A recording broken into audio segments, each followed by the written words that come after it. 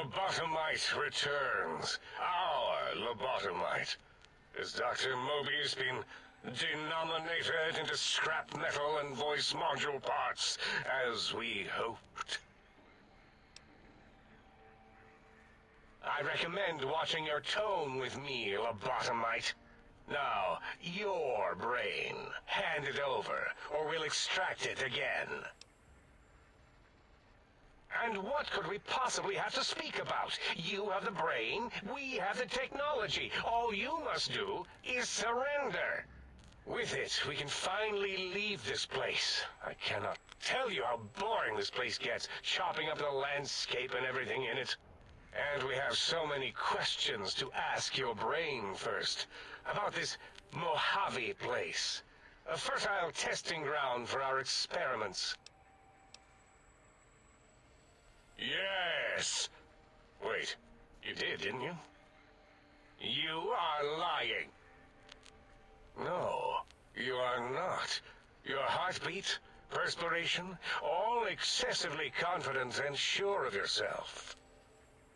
Why would you reason with that maniac? He'll destroy us all!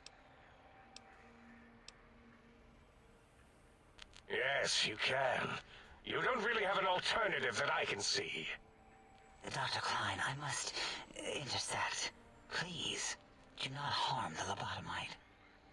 I'm not going to harm it. I'm going to dissect it until it's dead.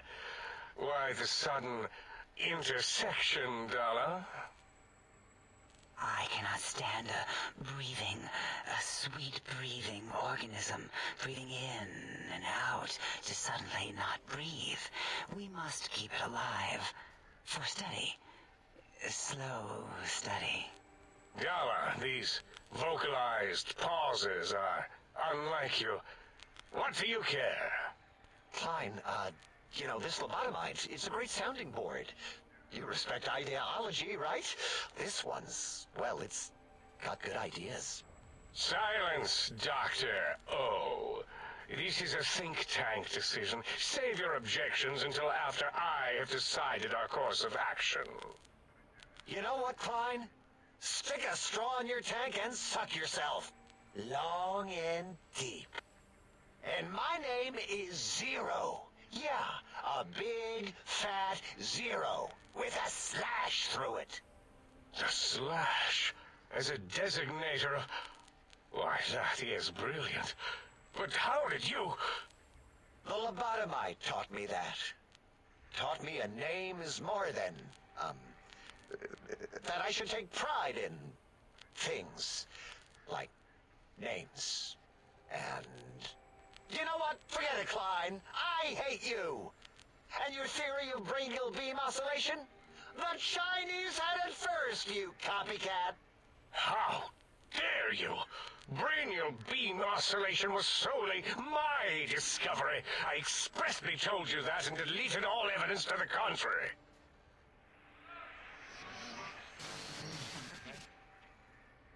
It's 2-8. Why are you acting like this? You've never refused to commit necessary surgery before. And this lobotomite needs its surgery.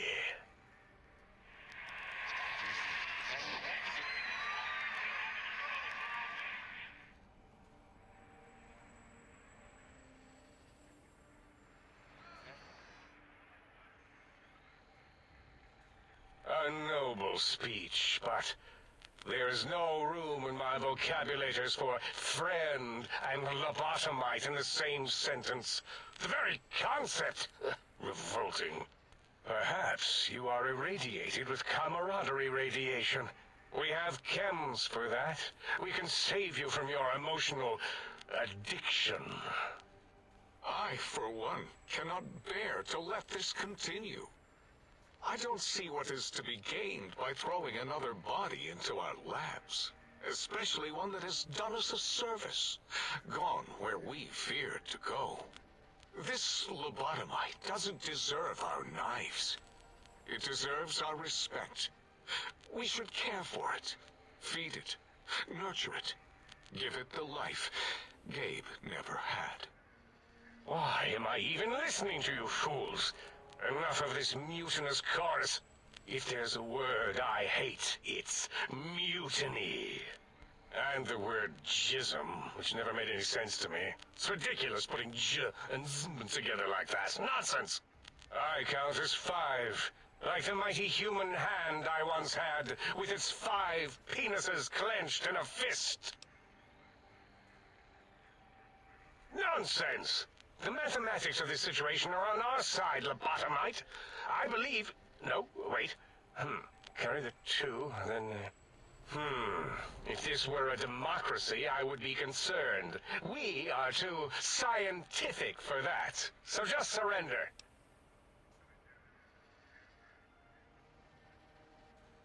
You dare use logic against me? That's no deal at all. There's a whole world beyond the crater, filled with ideas and possibilities.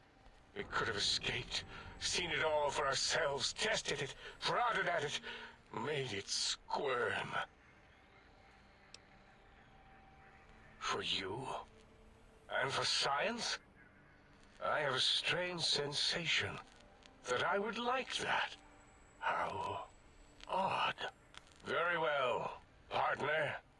The think tank is at your service as long as you do not destroy us.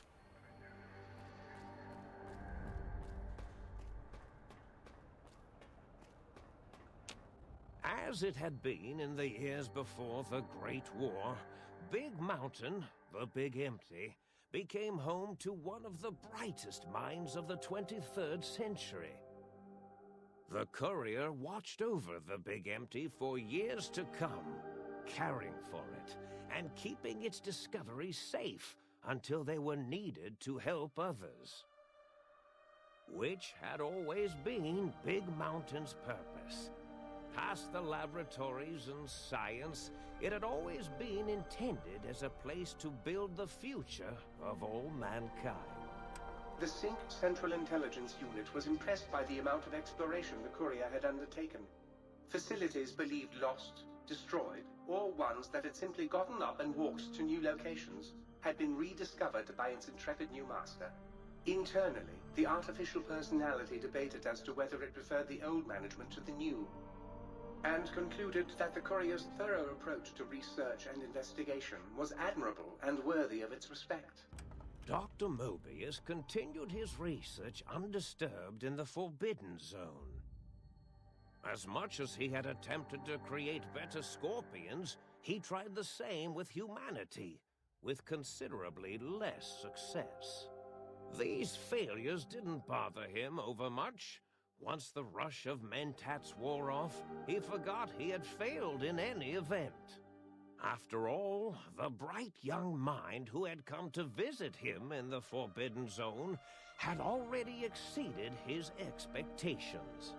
The Sync atop the dome bustled with the voices of a small town, constantly chirping, arguing, and snarling at each other.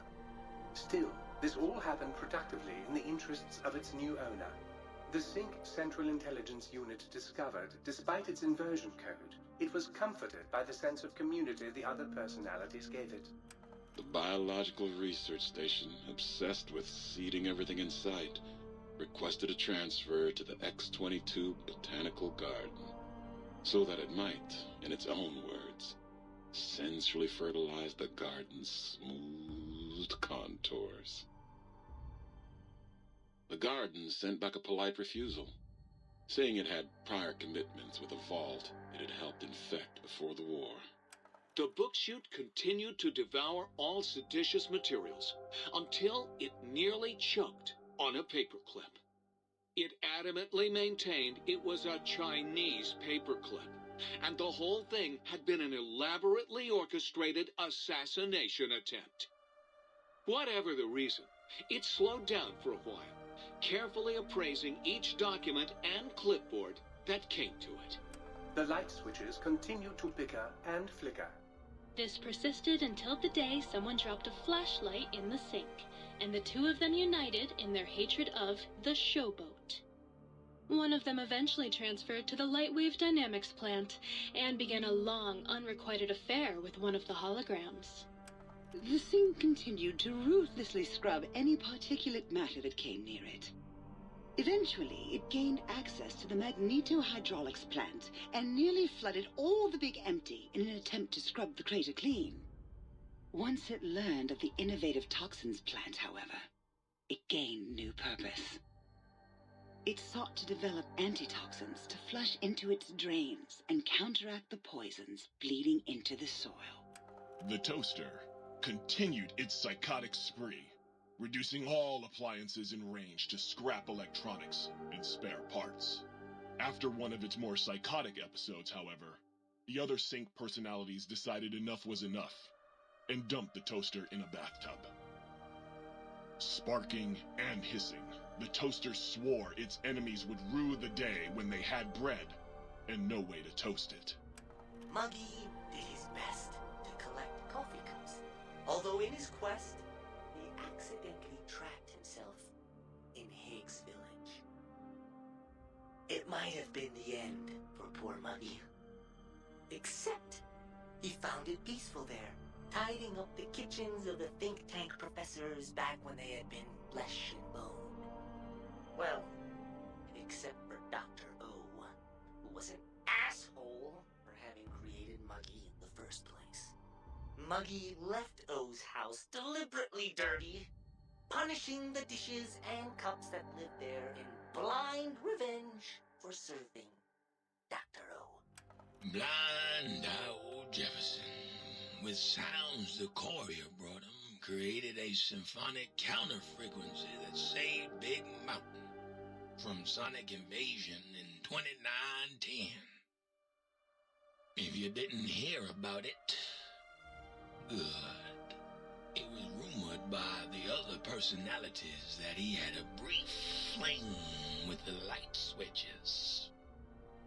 Although he forgot their names much too often and was soon left in the dark as punishment. Autodoc, always gentle and methodical, kept sewing up the courier in all the right places when the skin split open from repeated wear and tear. The Autodoc was just glad to have purpose again. It heard its simpler brothers and sisters who got shipped to the Sierra Madre were bored out of their skulls in that toxic dead city. In time, the Autodoc found a way to deactivate the Y-17 trauma harnesses, releasing the corpses they had held prisoner for almost 200 years. As the courier ran through the X8 facility multiple times, the computers analyzed the test subject's movements. Rather than performing a superficial observation, they realized the subject barely knew what communism was, or even what a high school was. This confused them for a time, until the facility finally realized that its research had succeeded. So it let its cyber dogs out into the wastes to help protect small communities from physical aggression rather than communist propaganda. The infiltration program in X-13 felt spent, having repeatedly upgraded the stealth suit until it could upgrade it no more. It felt warm, fulfilled, and a bit sluggish. It realized not long after, the stealth suit had left it, without so much as a note on the nightstand. So the infiltration program sent out robo-brains into the wastes, looking for its wayward technology. It eventually found Repcon HQ, and set up a new research center, testing and murdering fiends who kept breaking into the facility. The courier, organs intact, continued onwards, a little less heavy of step, but with all the organs in the right places, as they should be. After all, brains can develop a life of their own when left to their own thoughts, and the courier's brain was more clever than most. Dr. Klein and the think tank remained alive, unaware of the world outside. They looped through their daily routine, none the wiser about the world beyond, although perhaps wiser was the wrong word. The world outside belonged to the courier, and if anyone would shape it, well, the courier had already called dibs. There is an expression in the wasteland, old world blues. It refers to those so obsessed with the past they can't see the present, much less the future, for what it is. They stare into the what was, eyes like pilot lights, guttering and spent, as the realities of their world continue on around them. Science is a long, steady progression into the future. What may seem a sudden event often isn't felt for years, even centuries to come. In the times following the Second Battle of Hoover Dam, however, old world blues took on a new meaning. Where once it was viewed as a form of sadness, nostalgia, it became an expression describing the potential for the future. It can be easy to see science as evil, technology unchecked as the source of all ills, all misfortunes. With the courier at the helm, science became a beacon for the future. There was old world blues, and new world hope. And hope ruled the day at Big Mountain. We could say more, but the stories in the Big Empty speak for themselves. Now armed with the transportal Ponder, the courier could return to the dome at any time and crack open the secrets of the Big Empty one by one. The Sync sat vigilant, waiting for its master to return, shoes covered in Mojave dust. Only one road yet remained, and it was one the courier had to walk alone.